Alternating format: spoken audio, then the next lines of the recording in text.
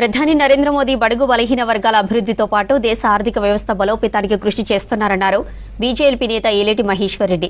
పహల్గాం ఘటనకు కారణమైన పాకిస్తాన్కు మన సైనికులు గట్టిగా బుద్ధి చెప్పారన్నారు. గతంలో ఉగ్రదాడులు జరిగినప్పుడు అప్పటి కాంగ్రెస్ సర్కార్లు సైలెంట్ గా ఉన్నాయని ఫైర్ అయ్యారు. మోదీ 11 ఏళ్ల పాలనపై జగిత్యాలలో మీడియాతో మాట్లాడారు ఏలేటి.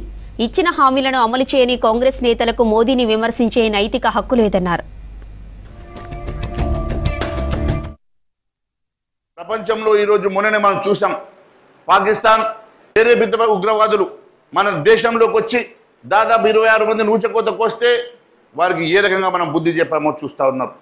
గతంలో ఈరోజు సన్నాయి నొక్కులు నొక్కేటువంటి కాంగ్రెస్ నాయకులను అడుగుతా ఉన్నా, ఇన్ని మాటలు మాట్లాడుతూ ఉన్నారు, ఇంకా 4 రోజులు యుద్ధం చేస్తే బాగుండంటావు కదా.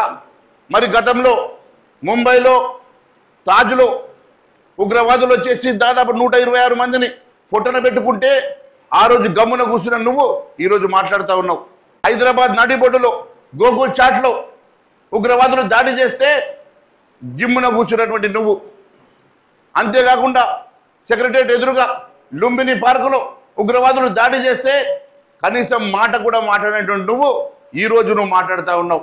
ఈరోజు దేశం వైపు కన్నెత్తి చూస్తే, దేశ పౌరుల వైపు కన్నెత్తి చూస్తే మీ సంగతి చూస్తా అని చెప్పి పాకిస్తాన్ నడిబొడ్డులో ఉన్నటువంటి అన్ని ప్రాంతాల్లో పాకిస్తాన్లోకి ప్రేరేపిత ఉగ్రవాదుల స్థావరాల మీద మన సైనికులు దాడి చేసి ధ్వంసం చేసి మన సత్తా చూపిస్తే ఈరోజు ఏదో ఒక రకంగా ఏదో ఒక నెపంతో మాట్లాడాలని మాట్లాడుతున్నటువంటి మీరు ఈరోజు మీకు మాట్లాడే నైతిక హక్కు మీకు ఉన్నదని చెప్పి నేను ప్రశ్నిస్తున్నా.